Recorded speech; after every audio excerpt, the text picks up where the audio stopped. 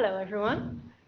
Good morning. It's really nice to see you again after a long and interesting day yesterday. Um, I'm going to be talking to you about disability representation in the curricula of higher education. And I'm just waiting for the slides to be on for a second. Um, maybe, yeah, that's it. So just a quick note, I left my contact information in the left-hand corner in case you want to discuss further or have any questions that we do not have time for today. Feel free to shoot me a message. If you could go to the next slide. So first, I think it's really important to know who you're listening to. What am I doing here? Why am I here? So this is just a brief introduction slide. My name is Lydia. I work at Iedereen, which is an umbrella organization for DPO's in the Netherlands. We work on several issues regarding accessibility, the positions of persons with disabilities in the Netherlands. And I work there as a policy officer in the field of education and also the CRPD for about 3.5 years. So that's what I do. I'm not a researcher, as you noticed. So I think it's really interesting to be able to share research that we commissioned to do just in a while and have your thoughts and reactions on that and see what ideas it brings up with you guys. So that's why I'm really happy to present here today. Something else that I think is important to mention is that I have personal experience with chronic illness. So that really shapes my sort of frame of reference, I think, for the work I do. Because some aspects are just easier for me to know about or to relate to compared to other aspects of disability. And I think it's important that you know that as context for this presentation.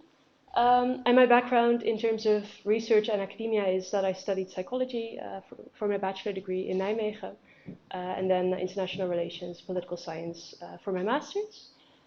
So let's continue to the actual research. So first question, why would you actually look at representation of disability in the curricula of higher education? I think a lot of policy, especially as a disability advocate, we often focus on accessibility of studies. So how do you, are you able to actually take part as a student? So what barriers are in place? How can we remove them? But this is the other side of the coin, I think, for inclusive education. So this topic, inclusion in the curricula, is all about what do you actually learn? What do you learn if you're, for example, designing buildings or objects to use?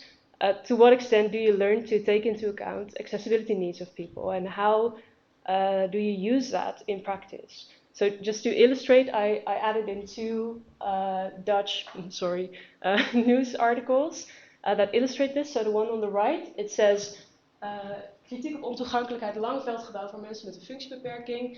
It means like there is a lot of criticism on the accessibility in university buildings. This is at Erasmus University. And we've also experienced this, I think, here, even in practice yesterday at the University for Humanistic Studies.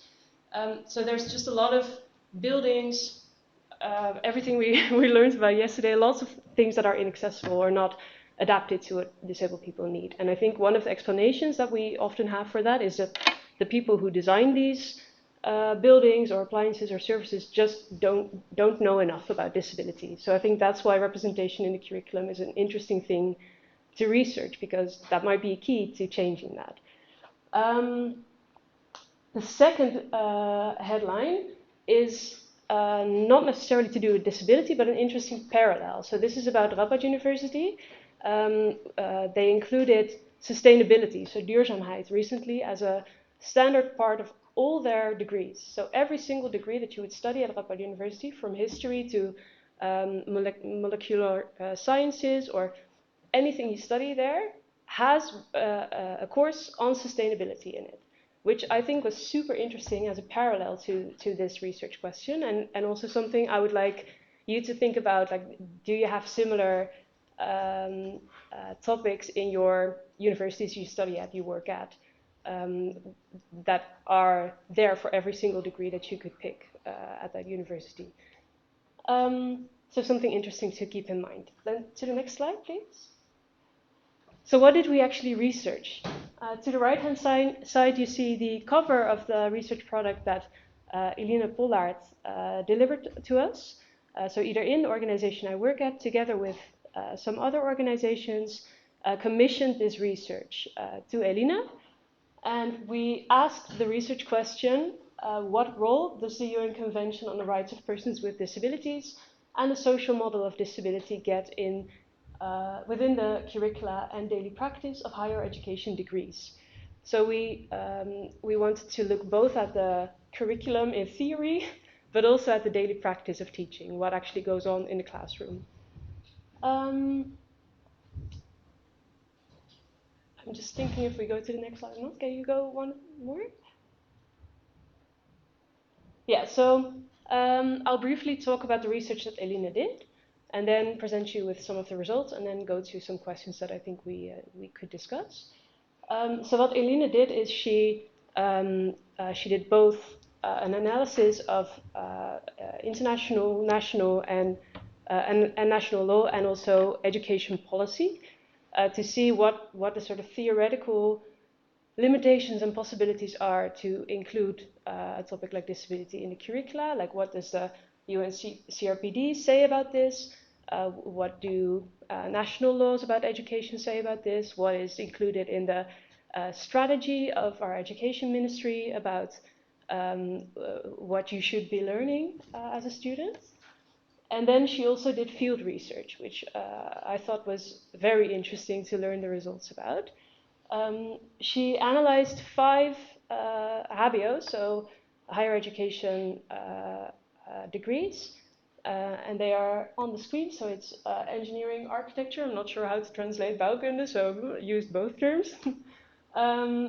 She analyzed a design degree, a teacher slash interpreter of Dutch Sign Language degree, a generic like teaching degree, and nursing.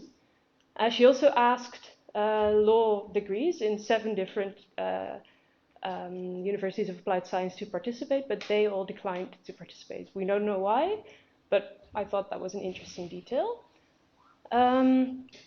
What she did is she analyzed the curriculum of those degrees, and she did that through a method by Posner called curriculum analysis, where she looked at the parts of the curriculum that everyone gets to go through. So not the optional courses, not the minors, but just the core of the curriculum, because she wanted to make sure that it was something everyone would learn about. What she did, just before we go to the next slide, is she looked at both the materials of the course, so the syllabus,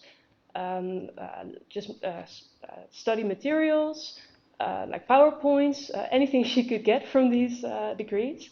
And she also did a lot of interviews with people who are managing the degree, with teachers, and also with students. So with several different sort of roles in that system of a degree. I think this is time for the next slide. So what did she find? She found out that of the 5 degrees that she researched, 4 of them are not familiar with the CRPD. A bit more of a careful formulation would be, a careful phrasing would be, they do not explicitly pay attention to the CRPD in their degree.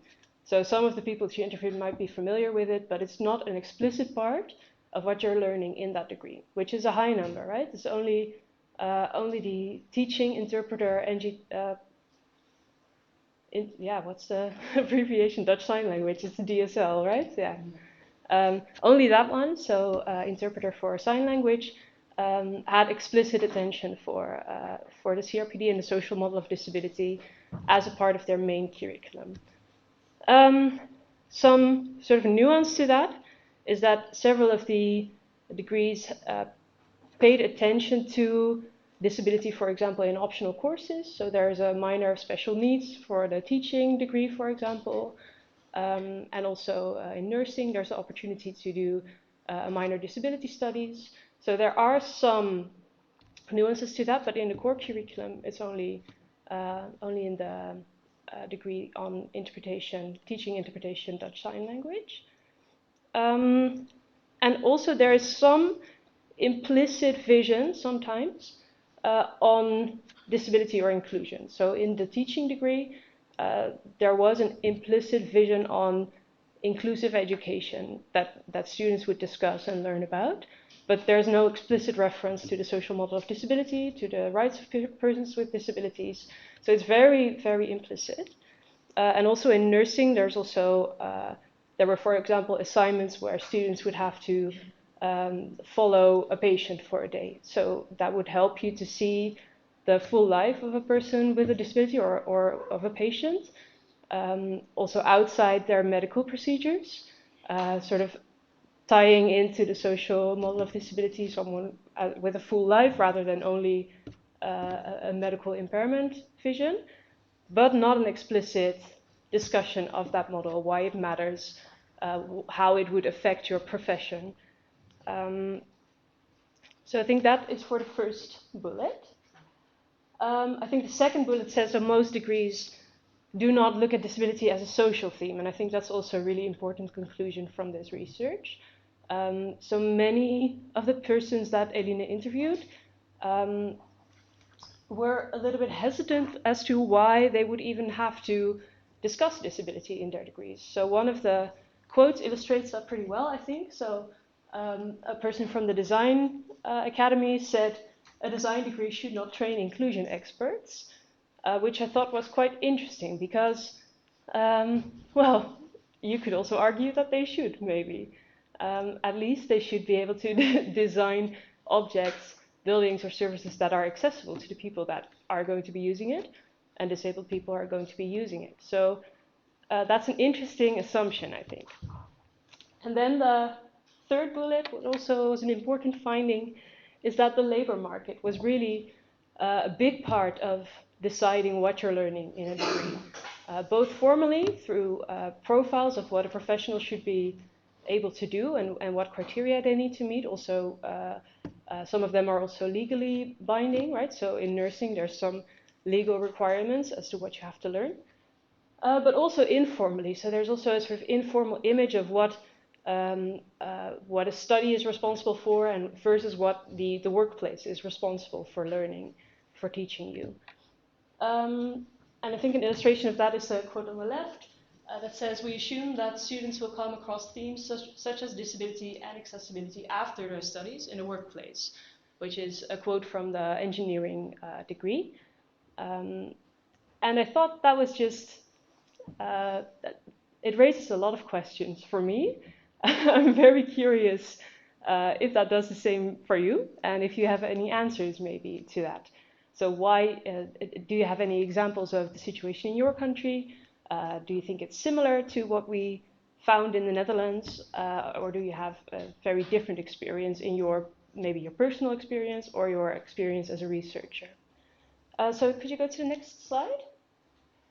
Yeah, so I wrote some questions to discuss because I thought, well, you could ask me a lot of questions, but I'm pretty sure I don't have all the answers, so I'll just be one step ahead of you and ask you some questions to answer. The first one is, I discussed this a lot with Eline, like there seems to be some form of connection between the way disability is represented in the curriculum and how welcome the students actually feel, so the inclusion of the study itself. But we are not sure how that relation actually plays out or how you should conceptualize that. So I'm wondering if you have any ideas or thoughts on that, or any research that might hint to an answer there. Second one ties into that first question and asks, what is the role of disabled teachers and role models in that first question, so in the feeling at home, feeling a sense of belonging in your studies. We do know from the research Eline did that having disabled teachers was really helpful. It really increased the chances that students were positive about the experience that they had in learning about disability. So if they would consider it relevant or feel like they actually learned something, so having a disabled teacher was very helpful in that. And also the third one comes back to the sustainability course at Radboud University, and I'm so puzzled with the question, how can we make a disability course like Radboud University has on sustainability? What parallels do we have there?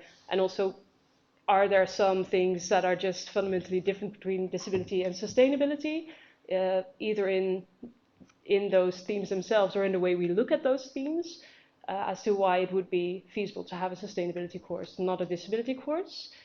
So those are my questions that I'm still puzzled by. As an advocate, I'm here with an agenda, and my agenda is to give myself a sort of impulse and inspiration to focus more on this side of inclusive education, not just on accessibility.